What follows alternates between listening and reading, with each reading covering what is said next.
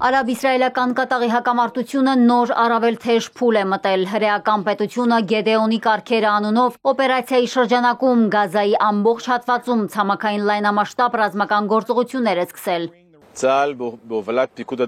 Իսրայելի պաշտպանության բանակը հարավային հրամանատարության գլխավորությամբ սկսել է Գեդեոնի կարգերը գործողությունը համաձայն քաղաքական վերնախավի հրահանգի։ Այս գործողությունն ուղղված է Գազայում պատերազմական բոլոր նպատակների կատարմանը, պատանդների վերադարձ եւ Համասի կառավարման ապամոնտաժում։ Ցախալը հայտարարել է, որ ոչնչացվել են տասնյակ ահաբեկիչներ ու ավերվել են ահաբեկչական ենթակառուցվածքներ։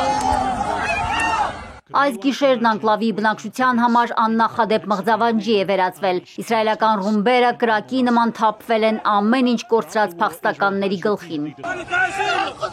Եկեք փրկեք վիրավորներին, նրանք մահանում են։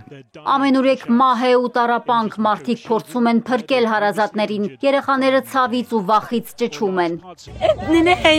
Իմ Ահմեդը, իմ որդին, իմ աչքի լույսը, իմ Աստվածն այլևս չկա, նա մահացել է։ Գիշերային մղձավանջն ավելի քան 130 մարդու կյանք է խլել։ Ավերվել է 3 հիվանդանոց, բազմաթիվ քաղաքացիական ենթակառուցվածքներ։ Կրակի են մատնվել հարյուրավոր վրաններ։ Իսրայելը շարունակում է պնդել, որ թիրախավորում է բացառապես ահաբեկչական որջերը, միաժամանակ հայտարարում, որ Համասի գրոհայինները պատասպարվում են մարդաշատ բնակավայրերում։ Ամեն անգամ հրթիռակոծությունից հետո Գազայի բնակչությունը սկսում է մասսայաբար տեղահանվել։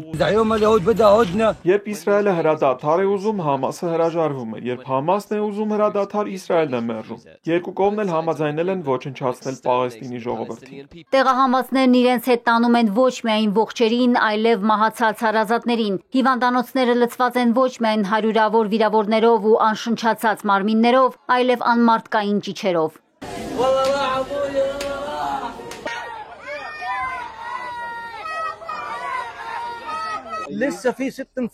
Տասնյակ մարդիկ դեռ փլատակներում են։ Մենք ոչ մի գործիք կամ տեխնիկա չունենք նրանց դուրս բերելու համար։ Այս վայրը հրաբխի նման ժայթքել է։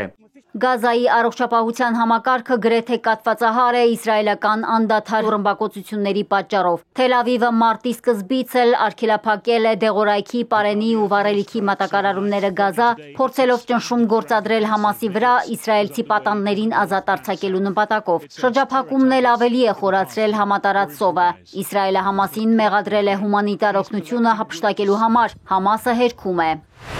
Գազայի էսկալացիայի ֆոնին Դոհայում անցկացվել են ոչ ուղիղ բանակցություններ, օրակարգում են եղել հրադադարի հաստատման ու պատանդների ազատ արձակման հարցերը։ Առաջարկվել է պատերազմի դադարեցում, Համասի գրոհայինների Գազայից վտարում եւ անկլավի ապառազմականացում։ Համասը մերժել է պայմանները, փոխարենն իսրայելցի պատանդներին ազատ արձակման դիմաց պահանջել է կրակի դադարեցում, իսրայելական զորքերի դուրսբերում, Գազայի ապաշրջափակում եւ պաղեստինցի պատանդների ազատում։